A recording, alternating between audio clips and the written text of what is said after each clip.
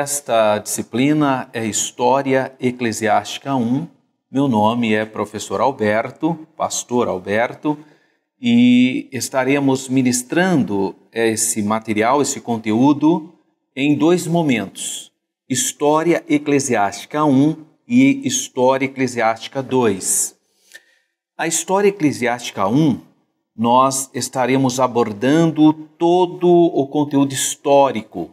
Obviamente, nós iremos também falarmos sobre conteúdos teológicos, mas dentro desse contexto histórico até basicamente o período medieval.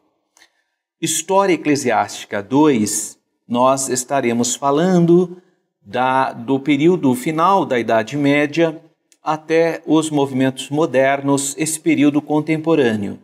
Então nós dividimos a disciplina em dois momentos. Hoje nós temos a primeira aula de História Eclesiástica 1.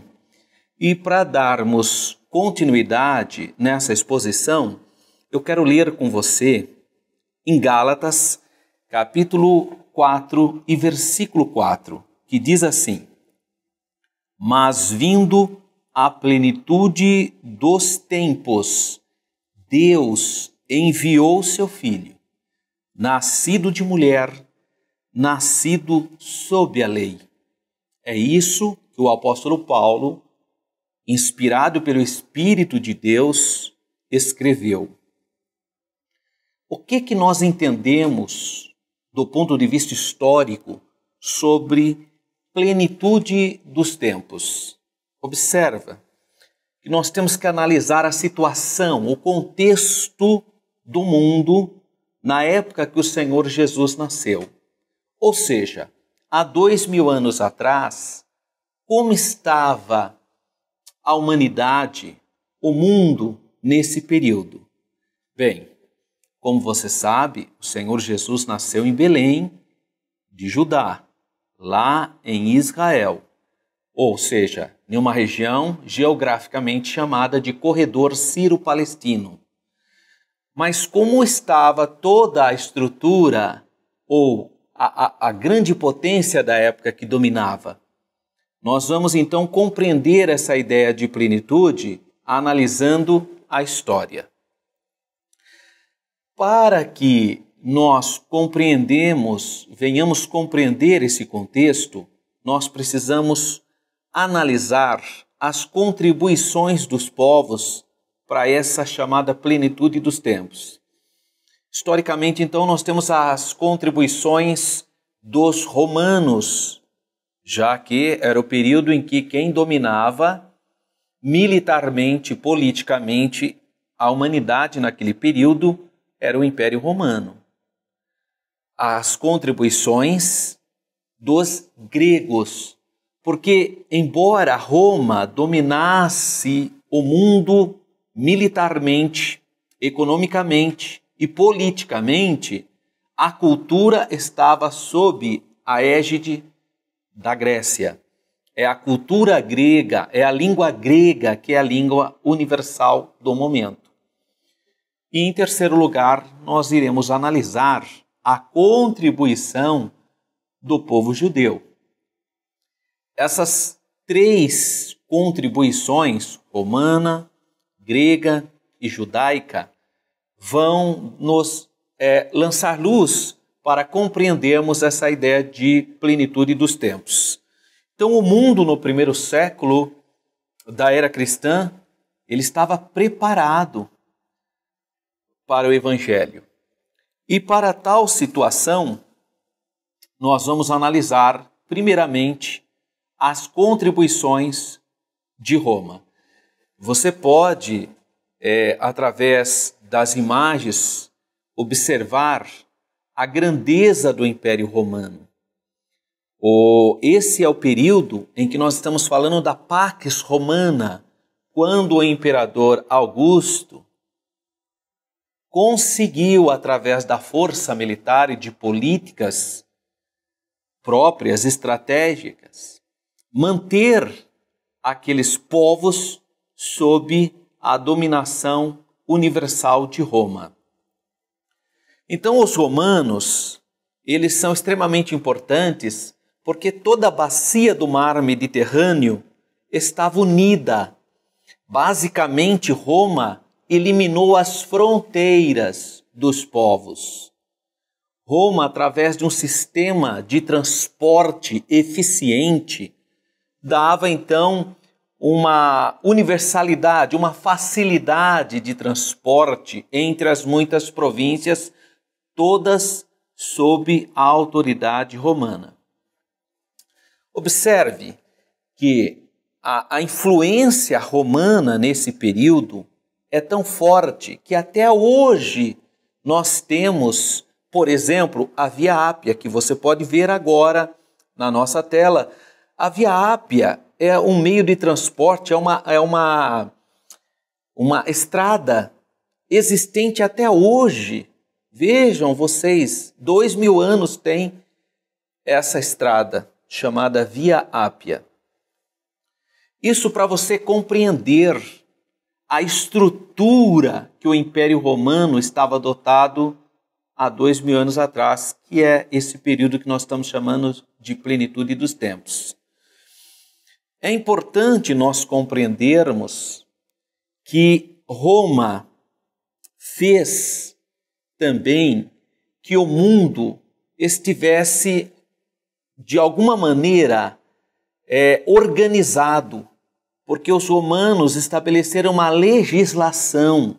Você sabe que muitas coisas do direito é uma herança romana, códigos de leis, que os romanos eles tinham esse modelo de administração. Mas também havia um aspecto importante, que é uma herança romana, que é a questão do atormentamento das nações. Roma tinha uma política militar extremamente agressiva. Ou as nações cediam e tornavam-se em províncias romanas, ou Roma, através do exército, esmagava essa nação e escravizava basicamente esses povos. Então era um período de muito tormento, onde os impostos de Roma eram muito altos e o povo sofria essa angústia. Havia uma angústia nas províncias. Um exemplo clássico é quando analisamos a província da Judéia. Você vê muitas rebeliões na Judéia. O motivo é a angústia do povo. Impostos altos, injustiças sociais, uma classe dominante perversa, corrupta. Isso fez também que criassem muita angústia entre a população. Esses fatores levam-nos a fazermos também uma reflexão que os povos derrotados, eles tinham uma percepção religiosa diferente da nossa hoje. Quando um país era submetido por outro, na cosmovisão desses povos, dessas etnias, o Deus nacional deles era derrotado. Isso vai criar também um vazio religioso. Então é importante você perceber que existem vários fatores como herança dos romanos para esse momento que nós estamos chamando de plenitude dos tempos. Mas os gregos também irão contribuir com essa chamada plenitude dos tempos. Nós estamos fazendo uma análise histórica da época em que o Senhor Jesus nasceu e, consequentemente, da formação da igreja, como estava o mundo nesse período. E, além dos romanos, os gregos também contribuíram, e contribuíram muito. Por quê? Como eu já disse, embora Roma governasse militarmente, embora Roma dominasse politicamente o mundo de então, a cultura, a língua, a filosofia era dos gregos. Eram os gregos que dominavam. Então, por isso que muitas pessoas passaram a dizer que esse período é o período greco-romano. É por isso que muitas pessoas apelidam esse período de greco-romano. Por quê? Porque a cultura grega estava impregnada na sociedade. Então, Roma dominava militarmente toda a bacia do Mediterrâneo, mas a língua universal da época era o grego. Interessante que hoje a gente diz que a língua universal é o inglês. Né? Quem sabe inglês pode visitar qualquer parte do mundo que se sente em casa. Há 2000 anos atrás era a língua grega. Quem soubesse a língua grega se sentiria em casa em qualquer província, em qualquer parte da bacia do Mediterrâneo. Então é muito importante nós compreendermos a contribuição da Grécia. Você sabe, ou pelo menos você já ouviu falar, que os grandes filósofos são oriundos da Grécia. Sócrates, Platão, Aristóteles e outros grandes filósofos têm como berço a Grécia. Eles que nos outorgaram, legaram para nós algumas percepções que usamos até hoje. Por exemplo, democracia. Isso é uma palavra grega. Nós usamos isso no nosso sistema hoje. O mundo ocidental herdou isso. Mas isso é uma invenção grega. Vem de demos, povo, kratia, governo, o governo do povo. Então, observem que muitas coisas dentro da percepção cultural era grega. Muitas percepções. E a igreja também vai herdar essa cultura grega. Por exemplo, a própria palavra igreja é uma palavra grega. Ek é chamado, tirado para fora, klesia.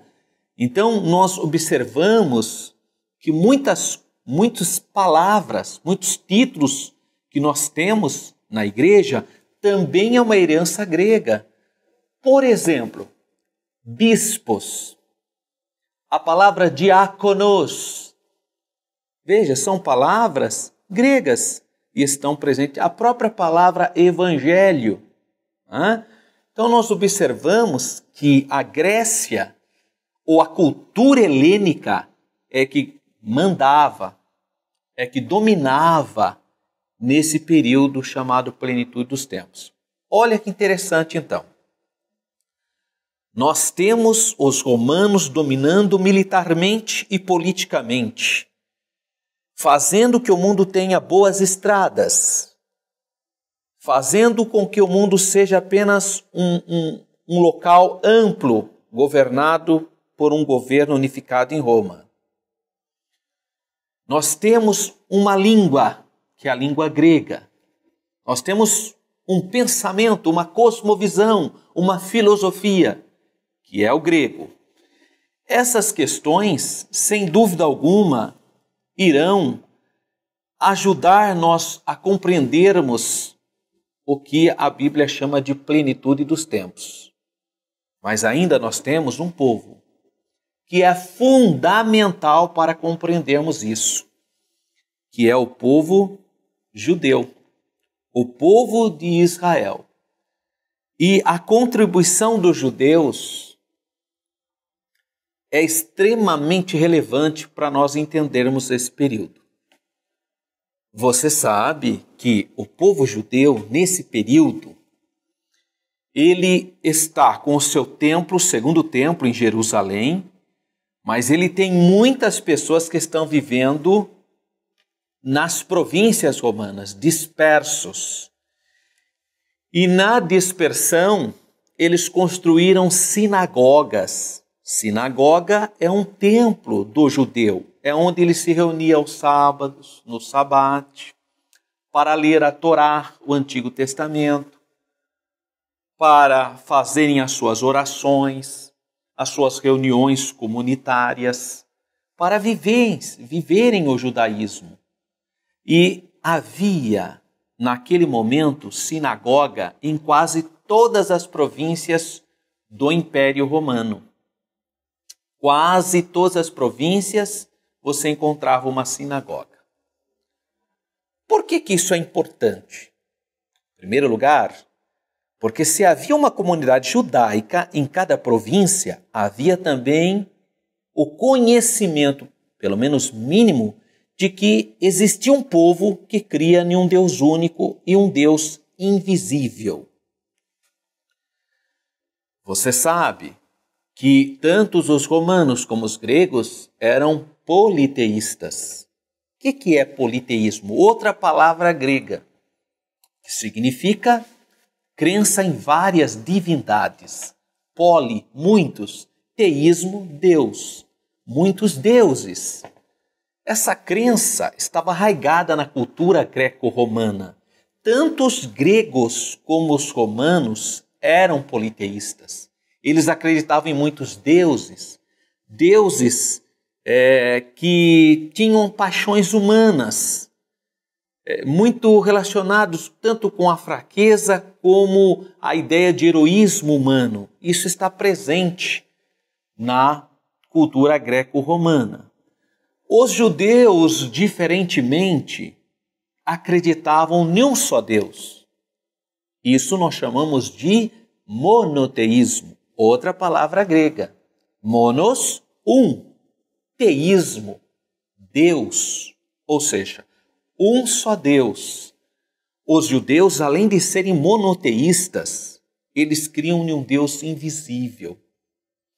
Você sabe que os 10 mandamentos ordena aos hebreus que eles não podem ter outros deuses e nem fazer imagem dessa divindade.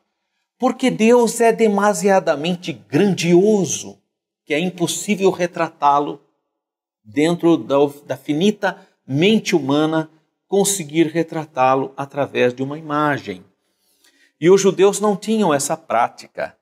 Então os povos pagãos, antes de conhecer esse tipo de possibilidade de adoração, que para eles era uma verdadeira aberração, para se crer em algo para os povos pagãos, tinha que ser materializado através de imagens. Então ia contra toda a cosmovisão, toda a maneira de conhecimento dos povos. E os hebreus estavam lá presentes e através do conhecimento, do contato com os judeus, o mundo pagão, o mundo politeísta, o mundo greco-romano passou a ter consciência de uma etnia, de um povo chamado judeu, que acreditava em um único Deus, um Deus invisível. Isso é importante, porque quando o evangelho for pregado, os povos pagãos terão noção de um único Deus. Eles terão essa percepção, já era existente essa percepção graças ao povo de Israel, ao povo judeu. Então os judeus foram muito importantes também, porque a Bíblia Sagrada, o Antigo Testamento, também já havia sido traduzido para a língua grega. Lembra que eu disse que uma das contribuições dos gregos foi a cultura, foi a língua, que a língua comum naquele momento era a língua grega? Pois é, 200 anos antes de Cristo, um rei no Egito chamado Ptolomeu Filadelfo, desejando ter o livro dos judeus, que é a Torá, mas a Bíblia toda, na verdade, não só a lei, segundo a tradição, escreveu aos sábios judeus em Jerusalém, porque ele queria ter o livro dos judeus na grande biblioteca de Alexandria, no Egito. E, segundo a tradição, 70 anciãos judeus, 70 anciãos judeus, teriam traduzido a Bíblia, o Antigo Testamento, obviamente, porque ainda não havia o Novo, traduzido o Antigo Testamento em 70 dias. Então, observe, segundo a tradição, quase 200 anos antes da plenitude dos tempos, os judeus haviam traduzido para o rei do Egito, que era um rei de linhagem grega, o Antigo Testamento e, segundo a tradição, em 70 dias, escrita por 70 anciãos. Por que eu estou dizendo isso? Porque o nome dessa tradução ficou conhecida como a tradução dos 70, ou a Septuaginta.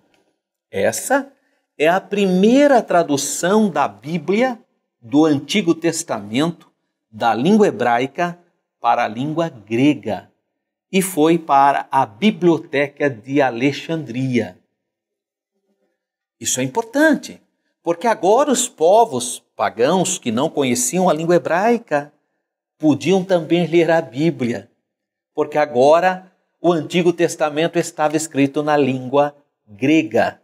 Isso 200 anos aproximadamente antes do nascimento do Senhor Jesus.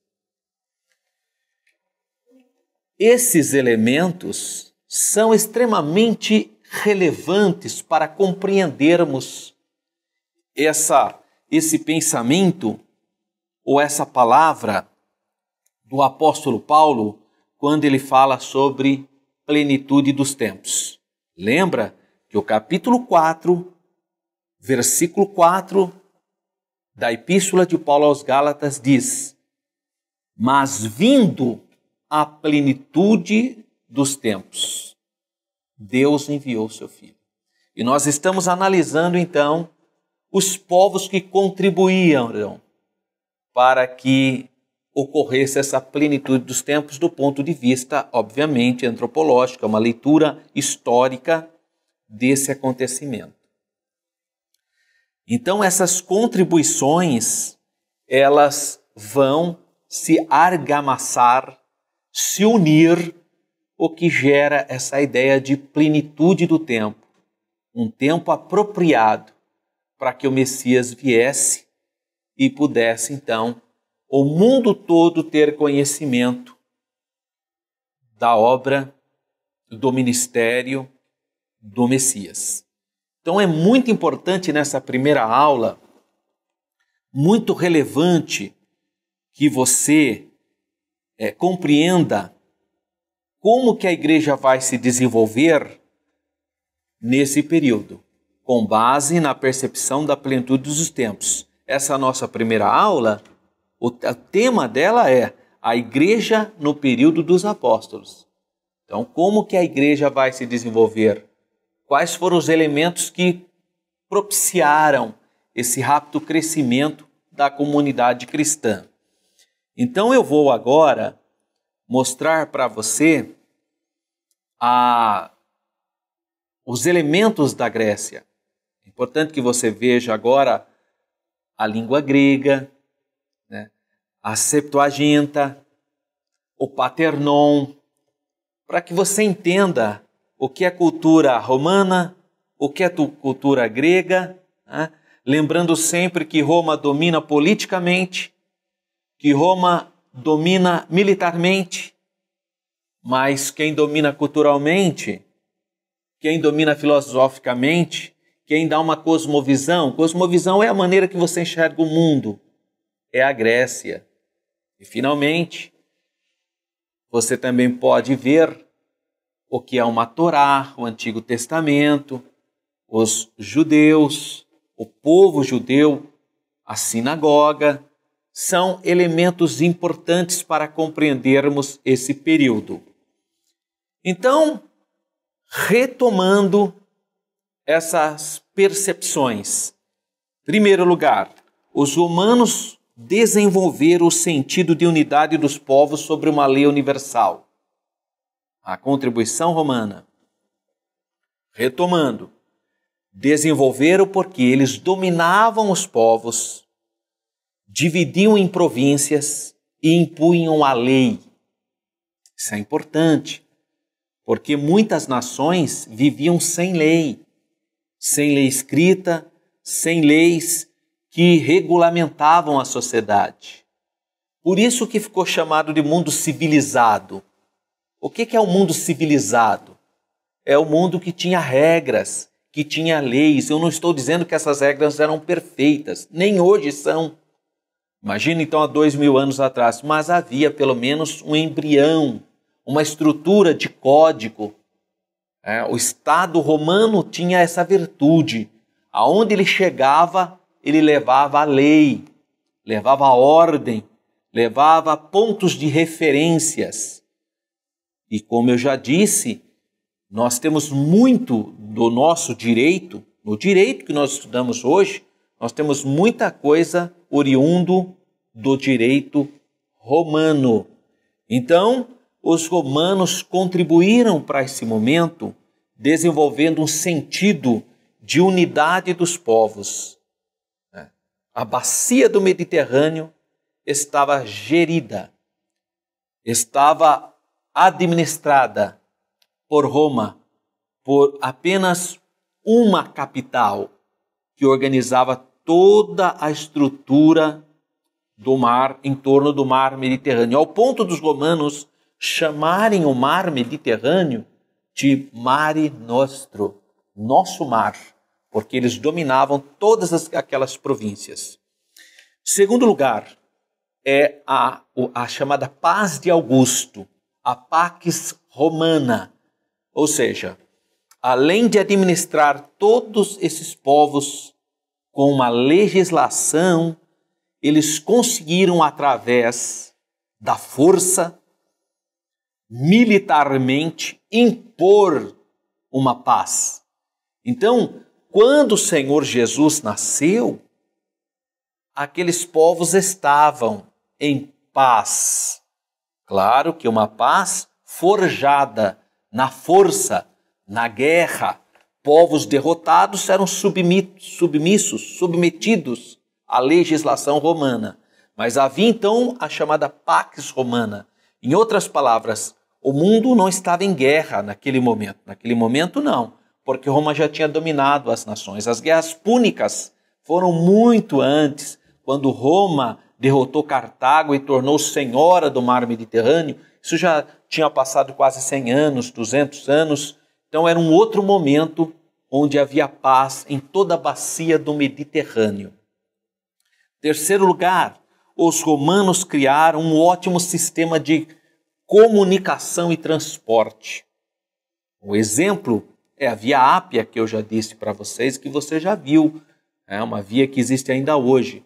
Os romanos criaram muitas estradas, muitas maneiras de comunicação, criaram pontes, arcos, aquedutos, então construções enormes. Os romanos fizeram isso ainda hoje. Quem tem a oportunidade de visitar a Europa, ou ao norte da África, ou o Oriente Médio, ainda encontra muito da arquitetura romana. Os romanos eram grandes construtores e eles unificaram o mundo através do transporte e de outros meios de comunicação. Deixa eu te contar uma coisa. Até hoje é ditado aqui no nosso país, as pessoas dizerem assim: todos os caminhos vão a Roma. Ainda tem essa percepção, né? Todos os caminhos levam a Roma.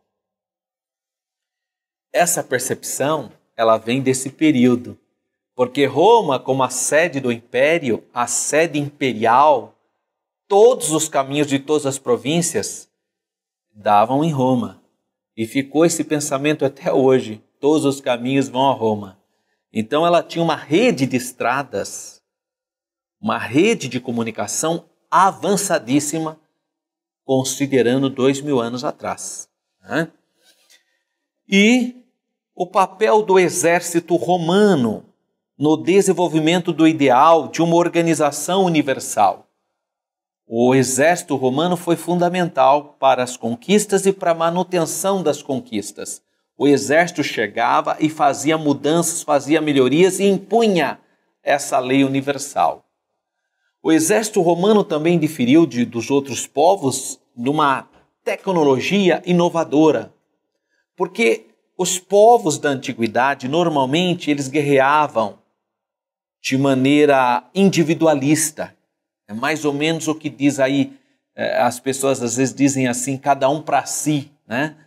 Vamos cada um para si. Essa ideia do individualismo não existia no exército romano. O exército romano trabalhava com o coletivo. E também o exército romano fazia, nas suas marchas, coreografias com os seus escudos, com as suas lanças. Isso impressionava os povos que estavam em guerra com eles. Vamos dar um exemplo. Imagina um povo que não tem estratégias de guerra, entrincheirado na sua cidade, observando o exército romano marchando. Um exército que se subdivide, um exército que tem a ordem unida, todos marcham iguais, levantam o escudo no mesmo momento. Isso impressionava os povos. E ao invés deles irem para a luta, eles ficavam observando essa... e até muito bonito. E outra coisa que impressionava era o barulho. Eles usavam muitos instrumentos, baterias, cornetas e também marchar pisando forte no chão. Tudo isso psicologicamente eram recados que abalavam psicologicamente os povos que não tinham essa percepção de estratégia de exército, mas eram individualistas. Então o exército é fundamental para compreendermos a grande expansão romana. E também nós não podemos esquecer do vácuo, do vazio espiritual em relação aos povos conquistados, como eu já disse, uma vez que os deuses dos povos eram deuses nacionais.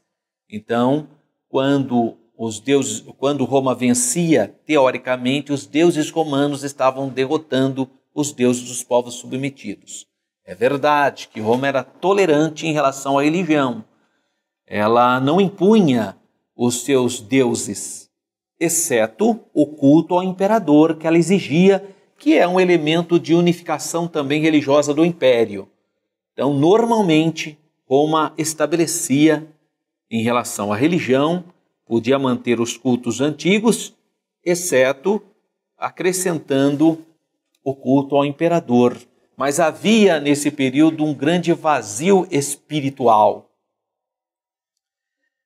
Muitas religiões dos povos conquistados também afluíram para Roma e criou também um misticismo muito grande, uma sede espiritual entre todos os indivíduos do império. Cresceu também essa percepção, esse vazio espiritual na sociedade romana da época. Em relação aos gregos, resumindo, a contribuição grega, a língua, lembra que eu disse que a língua grega tornou-se a língua universal. A língua, então, todos os materiais, escritas, decretos imperiais, codificações, tudo basicamente estava na língua grega, para os povos. Agora, de onde vem essa tradição? Como que o mundo passou a falar grego? Isso foi com Alexandre, quase 300 anos antes de Cristo. Alexandre, o Grande, desenvolveu o chamado helenismo. O que é o helenismo? Era o ensino da cultura grega, da filosofia grega aos povos conquistados. O helenismo, na verdade, é a fusão da cultura dos povos conquistados com a cultura grega, sobressaindo a filosofia e a língua grega. Então, quando o Império Romano foi dominar as províncias, grande parte delas se falava grego, porque eles tinham essa herança da cultura grega. A questão da filosofia é importante, a questão da filosofia é tão importante porque é a maneira que a gente compreende o mundo, é através da filosofia. E a Grécia já tinha dado por herança aos povos da bacia do Mediterrâneo uma maneira de compreensão do mundo através da filosofia desses grandes filósofos gregos. Eles liam o mundo, eles compreendiam o universo através da filosofia da Grécia.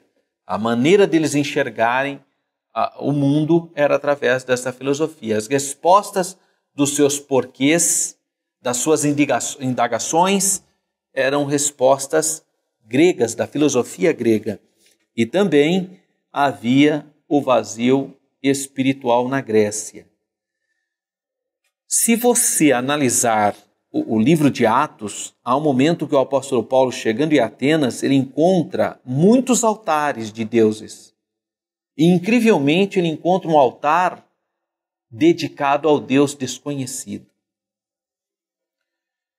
O assunto ali de Paulo é outro, ele vai trabalhar essa percepção do Deus desconhecido para torná-lo conhecido. Mas é importante que você saiba que isso também demonstra como havia um vácuo, um vazio espiritual ao ponto de terem até um altar para um Deus desconhecido. Mas todos esses elementos são muito importantes para entendermos a plenitude dos tempos. E, finalmente, a contribuição judaica. Eu estou aqui, obviamente, concluindo com esse resumo das contribuições dos povos. Em primeiro lugar, o monoteísmo judaico, que é uma grande novidade no mundo politeísta. O normal daquela época, o normal de 2000 anos atrás, o comum era ser politeísta, era crer em vários deuses. Só os judeus que quebravam essa regra, tendo um único Deus. Você sabe que virou piada em Roma ser monoteísta, ao ponto dos comediantes, que também é uma herança grega, né, a comédia, em Roma, satirizarem os judeus, fazerem sátira acerca do judaísmo, dizendo que os judeus eram tão pobres, mas tão pobres, que tinham um único Deus. E, além disso, não tinha imagem desse Deus. Isso virou piada em Roma. Para você compreender que ser monoteísta naquele momento era uma coisa muito estranha para os povos. Mas é importante nós sabermos que, apesar dos pesares, apesar disso, os pagãos começaram a ter consciência de que era possível acreditar em um Deus único e invisível, que era o caso dos judeus. Nós não podemos esquecer que o povo judeu, por onde passava, também deixava um padrão ético e higiênico acima de qualquer nação. O povo de Israel, obedecendo o Antigo Testamento, obedecendo às leis mosaicas, tinham um nível de higiene e ético acima de qualquer outra nação pagã. É impressionante o nível educacional, higiênico e de padrão ético.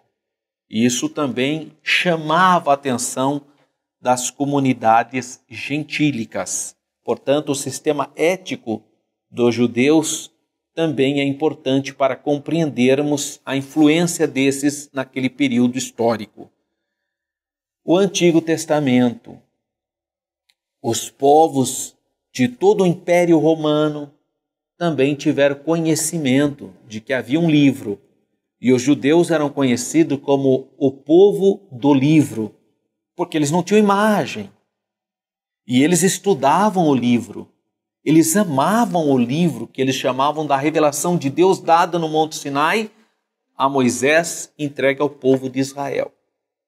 Então o povo judeu ficou conhecido como o povo do livro, e muitos pagãos, filósofos, estudiosos, observadores, que haviam muitos observadores dos céus, dos fenômenos da natureza, também tiveram interesse em conhecer esse livro e poderiam conhecê-lo, especialmente na Biblioteca de Alexandria, onde havia o exemplar da Septuaginta, ou seja, a tradução dos 70. Nós temos que compreender também que os hebreus contrapunham a filosofia dos gregos. Os gregos tinham um pensamento filosófico, os hebreus outro. Os gregos tinham um pensamento filosófico do logos, da formação do universo, mas os hebreus tinham também que Deus criou os céus e a terra.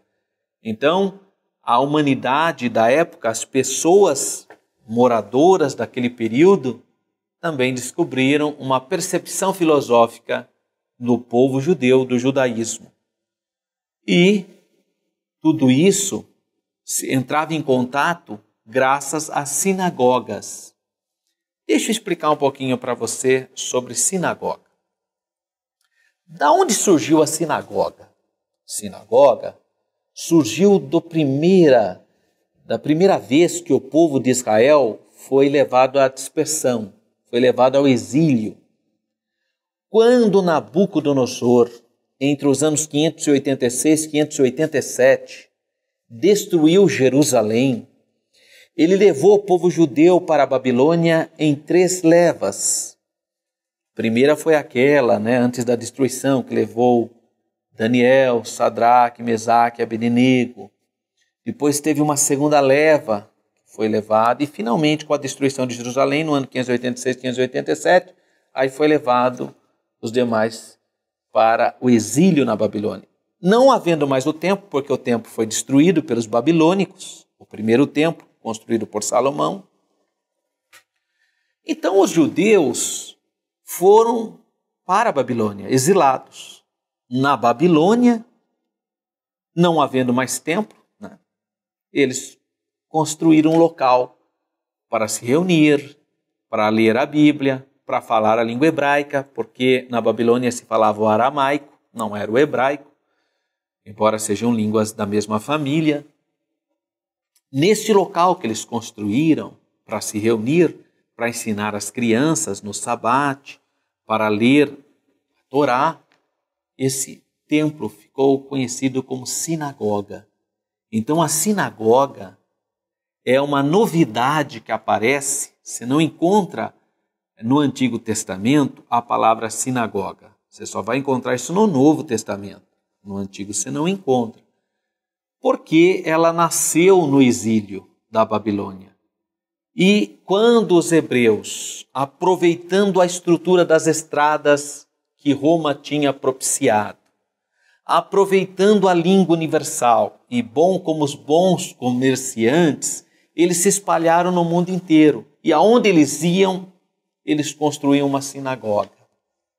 Ou seja, um local para cultuar a Deus, para ensinar as suas crianças, para ler a Bíblia, o Antigo Testamento, para reunir, para guardarem o sabate, o sábado.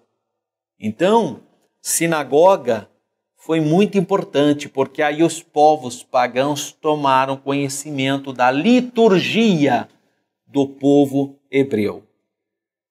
Todos esses elementos, o domínio de Roma, a língua única e o conhecimento de Deus, do Deus único, tudo isso argamassado, a hora que tudo isso estava unido, então Deus enviou o seu Filho Jesus para que todo aquele que nele crê não pereça, mas tenha vida eterna. Então esse é o contexto histórico quando o Senhor Jesus veio, quando o Verbo se fez carne. E a partir de então nós vamos ver a estruturação da igreja dentro desse contexto. Essa primeira aula então aborda apenas esse contexto histórico do que ficou conhecido como plenitude dos tempos. Próxima aula nós estaremos vendo sobre a estruturação e a expansão da igreja primitiva.